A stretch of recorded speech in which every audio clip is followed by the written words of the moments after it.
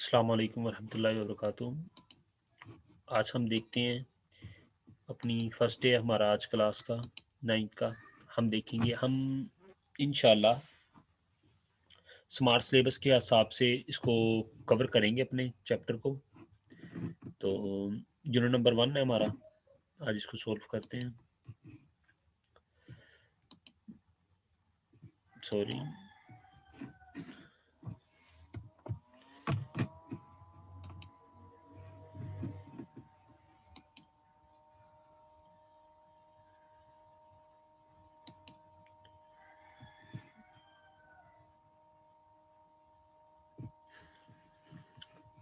देखते हैं unit number 1 को अब हम सॉल्व करते हैं। हमारा सबसे पहला क्वेश्चन है हमारे पास, find the order of the matrix. हमने ऑर्डर फाइंड करना है मैट्रिक्स का।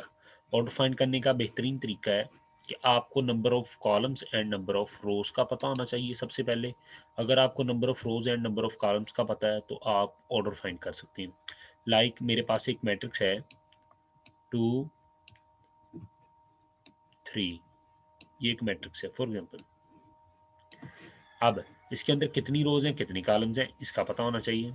सॉरी, मैं इसको व्हाइट बोर्ड के ऊपर बना लेता हूँ ताकि आप इजीली समझ सकें।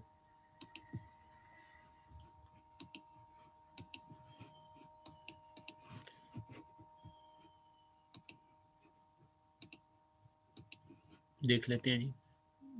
ए is equal to number of rows and number of columns हमने बताने हैं 1 2 3। इसका हमने ऑर्डर फाइंड करना है जी। ऑर्डर फाइंड करने के लिए हमें number of rows and columns का पता होना चाहिए और कॉलम्स का पता होना चाहिए कितनी रोज एंड कितने कॉलम्स हैं। चलें जी, देख लेते हैं इसको भी। सबसे पहले देखें जी इसके अंदर कितनी रोज हैं। 1, इसके अंदर 1 रो है। कितने कॉलम हैं इसके अंदर जी? 1 2 3। इसका ऑर्डर आ गया 1/3। 1/3। रोज पहले लिखते हैं, कॉलम बाद में लिखते हैं जब भी ऑर्डर लिखते हैं। तो इसका ऑर्डर आ गया 1/3। इसी तरह अब हम दूसरा देखते हैं जी। एक और हम एग्जांपल ले लेते हैं। b is equal to 4। इसके अंदर कितनी नंबर ऑफ रोज एंड कितने नंबर ऑफ कॉलम्स हैं? रोज एंड कॉलम्स हमें इसका पता होगा तो फिर ही हम ऑर्डर फाइंड कर सकते। इसके अंदर एक रो है, नंबर ऑफ रोज भी एक है, ये नहीं एक है। नंबर ऑफ कॉलम कितने हैं जी? नंबर ऑफ कॉलम भी 1 है। तो इसका ऑर्डर हो गया 1/1। 1/1। चलें जी, अब हम बुक से देखते हैं क्वेश्चन को।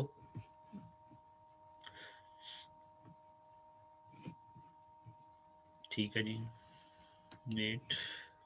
अभी हम बुक से क्वेश्चन को देख लेते हैं कि हमने किस तरह सॉल्व करने हैं।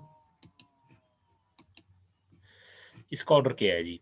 इसका ऑर्डर 1 रो और 2 कॉलम्स है, तो इसका ऑर्डर आ गया 1/2, जैसा कि मैंने आपको पहले बताया हुआ है। इसी तरह एक ये मैट्रिक्स है, इसका ऑर्डर देख लेते हैं क्या है। इसके अंदर नंबर ऑफ रोज कितनी है, नंबर ऑफ कॉलम्स कितने हैं, तो इजीली हम इसके अंदर भी फाइंड कर सकते हैं, कोई डिफिकल्ट नहीं है।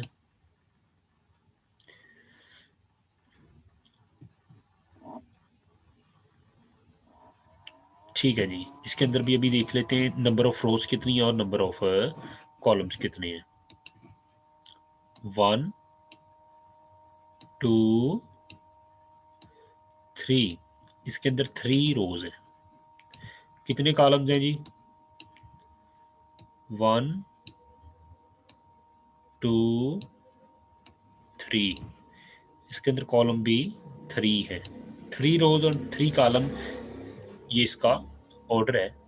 ठीक है, अभी देख लेते हैं इसको सोल्व करके। यहाँ पर भी देखें जी, मैंने यहाँ पे लिखा हुआ है 3/3।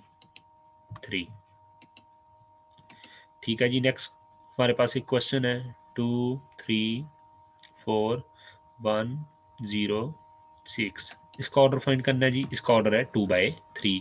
इसके अंदर टू रोज हैं और 3 कॉलम है। नेक्स्ट क्वेश्चन है हमारे पास क्वेश्चन नंबर 3 है जी।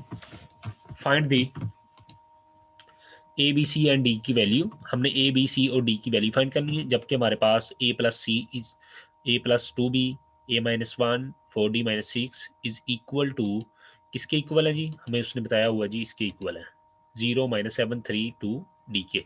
अभी हम इसको अब इसके इक्वल है तो अब हमने हर एक रो को एक एक के इक्वल करना है। लाइक ये देखें, ये ए प्लस सी इक्वल है इस वक्त 0 के, और इसी तरह ये 7 जो है -7 ये इक्वल है ए प्लस 2b के। इसी तरह हमारे पास नेक्स्ट है जी c-1 इक्वल है 3 के, इसके इक्वल है। इसी तरह हमारे पास 4d -6 इक्वल है 2d के, इसके इक्वल है इधर वाले के। इसको मैं अब यहाँ पर आपको नीचे ड्रॉ करके भी दिखा देता हूँ कि किस तरह मुझे ये मैंने किया इसको सोल्व। ये देखें,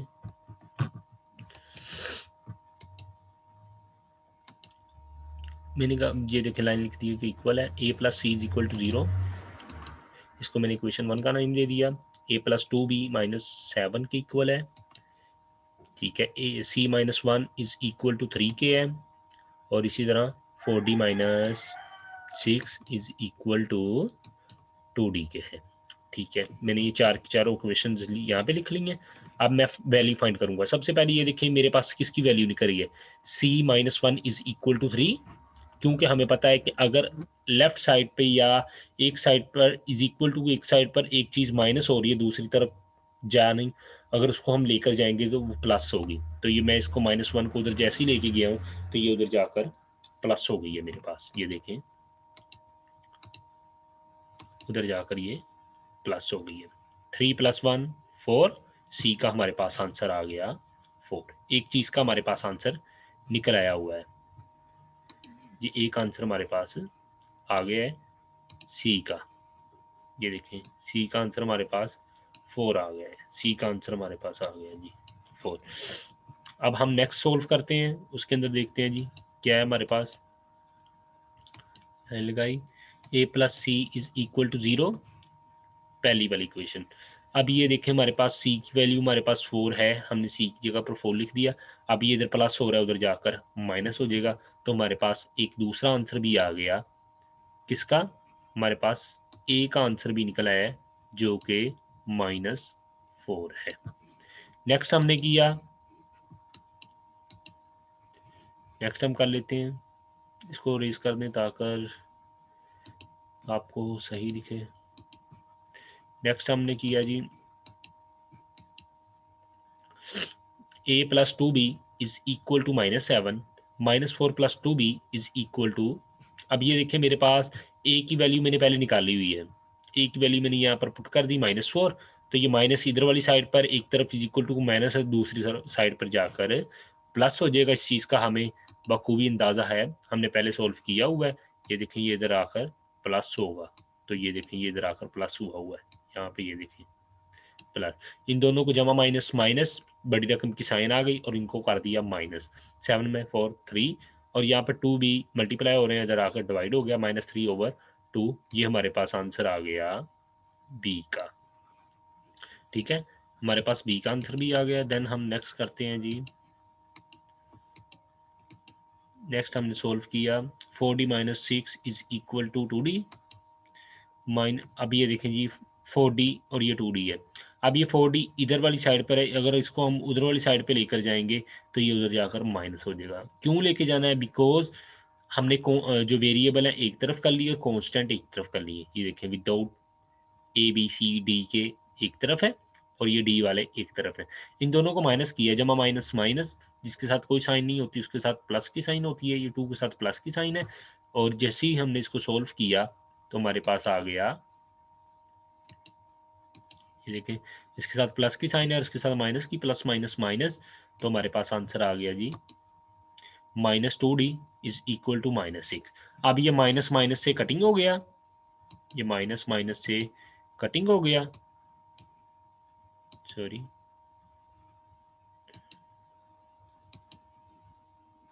ये माइनस माइनस से कटिंग हो गया, और यहाँ पर हमारे पास बच गया ये 2 इधर इसके साथ मल्टीप्लाई हो रहा था, उधर आगे डिवाइड हो गया, 6/2 बच गया, d इज इक्वल टू 6/2।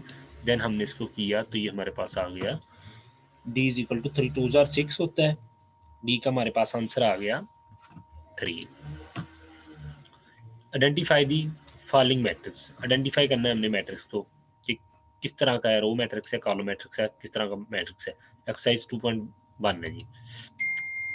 अगर तो नंबर ऑफ रोज 1 हो किसी मैट्रिक्स में तो उसे हम कहते हैं जी रो मैट्रिक्स, और अगर एक कॉलम हो तो ऐसे मैट्रिक्स को हम कहते हैं कॉलम मैट्रिक्स, ठीक है। और अगर किसी कॉलम के ऊपर की जो है ऑल की ऑल एलिमेंट्स जो है अपना वो 0 के इक्वल हो तो ऐसे मैट्रिक्स को हम नल मैट्रिक्स कहते हैं। जैसा कि यहाँ पर ये देखें, ये एक मैट्रिक्स है, इसके अंदर नंबर ऑफ रोज कितनी है और नंबर ऑफ कॉलम्स कितने हैं, और चलें जी देख लेते हैं। ये वाला मैट्रिक्स नल मैट्रिक्स है बिकॉज इसके ऑल एलिमेंट्स जो हैं वो 0 हैं, ठीक है। ये कौन सा मैट्रिक्स है, इसके अंदर देखेंगे नंबर ऑफ रोज कितनी है, एक है, रो एक है, ठीक है। ऐसे मैट्रिक्स जिसके अंदर एक रो हो उसको हम रो मैट्रिक्स कहते हैं, ठीक है, ठीक है। और अगर ऐसा मैट्रिक्स जिसके अंदर एक ही कॉलम हो तो उसको हम कॉलम मैट्रिक्स कहते हैं। ये कॉलम मैट्रिक्स भी, ये रो मैट्रिक्स भी है और कॉलम मैट्रिक्स भी है, दोनों ही है ये वाला जो है ना अपना। अब हम एक ऐसा मैट्रिक्स देखते हैं जिसके अंदर सिर्फ रो मैट्रिक्स हो, 2 3, ये कौन सा मैट्रिक्स है, ये रो मैट्रिक्स है बिकॉज इसके अंदर नंबर ऑफ रोज 1 है, इस वजह से ये रो मैट्रिक्स है, ठीक है। अब हम देख लेते हैं कॉलम मैट्रिक्स की एग्जांपल। कॉलम मैट्रिक्स कौन का है, ऐसा मैट्रिक्स जिसके अंदर सिर्फ 1 कॉलम हो, ऐसे मैट्रिक्स को हम नाम देते हैं कॉलम मैट्रिक्स का। जैसा कि इसके अंदर नंबर ऑफ 1 कॉलम है तो ये कॉलम मैट्रिक्स है, ठीक है। अब ये देखें जी इसके अंदर कितनी रोज हैं और कितने कॉलम है, इसके अंदर नंबर ऑफ रोज और नंबर ऑफ कॉलम कितने हैं जी, 1 कॉलम है तो ये वाला मैट्रिक्स कॉलम मैट्रिक्स है, ठीक है। नेक्स्ट क्वेश्चन देखते हैं जी। नेक्स्ट क्वेश्चन के अंदर है जी, क्वेश्चन नंबर 4 है। हमने इसके अंदर एक हमें वो देगा मैट्रिक्स, वो कहेगा इसका नेगेटिव फाइंड करें। ये ए है, वो कह रहा है कि इसका नेगेटिव फाइंड करें, ए इज इक्वल टू 1 0 -1, तो हमने इसका नेगेटिव फाइंड करना है तो -1 से इसको मल्टीप्लाई करना है। जैसे ही हमने इसको मल्टीप्लाई किया, ये देखिए यहाँ पर 1 प्लस का था, यहाँ पर आकर ये देखो माइनस का हो गया जैसे इसको मल्टीप्लाई किया, ठीक है।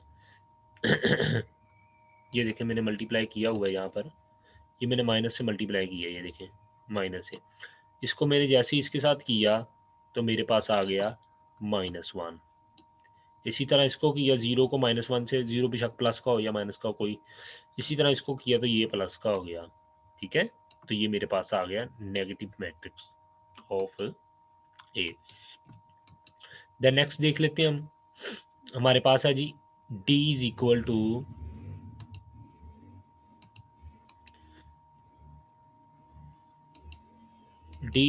-3 2 -4 और 5। अब इसका नेगेटिव फाइंड करते हैं, इसको माइनस से मल्टीप्लाई कर दिया मैंने, माइनस से, तो -3 2 -4 5। अभी मैंने इसको माइनस से मल्टीप्लाई करना है, अभी किया नहीं है, ठीक है, सॉरी। अभी इसको मैंने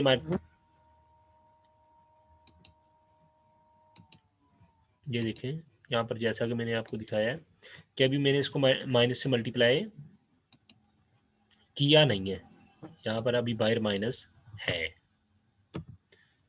माइनस अभी है।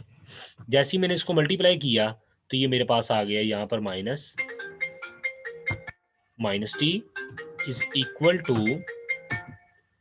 3, एक मिनट सॉरी मैं कॉल सुन लूँ जरा।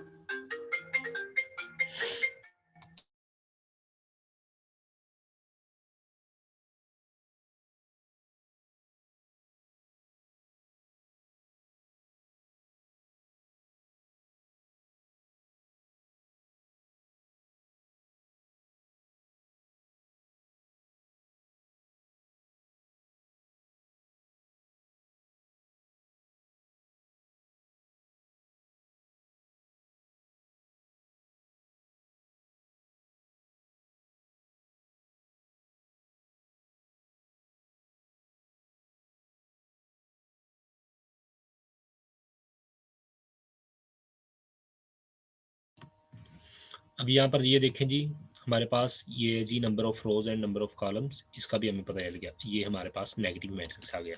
नेक्स्ट हम देख लेते हैं जी, हमारे पास एक क्वेश्चन है, उसके अंदर उसने हमें दिया हुआ है ट्रांसपोर्ट फाइंड करें। ट्रांसपोर्ट हमें फाइंड करना आता है, हम ट्रांसपोर्ट फाइंड इजीली कर लेते हैं। उसने कहा जी एटी का ट्रांसपोर्ट लें और देन ए का ट्रांसपोर्ट लें, देन उसके बाद फिर उसका ट्रांसपोर्ट लेंगे तो वो जवाब ए के इक्वल आएगा। अभी हमें पहले ट्रांसपोर्ट लेना आना चाहिए। ए फॉर एग्जांपल ये वैल्यू है 2 3, ये हमारे पास एक मैट्रिक्स है, इसका हमने ट्रांसपोर्ट लेना है। ट्रांसपोर्ट अभी ले लेते हैं, इसके ऊपर ट्रांसपोर्ट की ये साइन है, ट्रांसपोर्ट ले लिया हमने जी। ट्रांसपोर्ट लेने लगे हैं जी, इसका ट्रांसपोर्ट ए का ट्रांसपोर्ट मेरे पास आ गया। नंबर, अब हमने क्या करना होता है इसके अंदर, रोज को कॉलम के अंदर और कॉलम को रोज के अंदर ट्रांसफर कर देना है। इसके अंदर कितनी रोज है जी, एक रो है, इसको मैंने इस तरह लिख देना है। एक रो है तो इसको मैंने कॉलम में चेंज कर देना है, 2 3, एक कॉलम बन गया। ये देखिए एक रो थी, मैंने उसको कॉलम में कन्वर्ट कर दिया, ये देखिए कॉलम में कन्वर्ट हो गया 2 3 7। ठीक है जी, ए का ट्रांसपोर्ट है। इसी तरह अब हम क्वेश्चन के अंदर देख लेते हैं कि ये इसको किस तरह सोल्व करना है। क्वेश्चन के अंदर भी ये देखिए मेरे पास है, सॉरी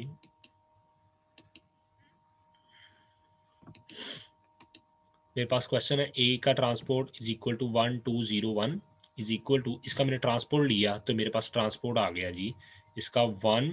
ये देखिए ये रो जो थी 1 2 इसको कॉलम में लिख दिया और ये जो थी अपना कॉलम था इसको मैंने रो की फॉर्म में लिख दिया। ये देखिए ये इस तरह थी पहले लिखी हुई, अब मैंने इसको इस तरह लिख दिया।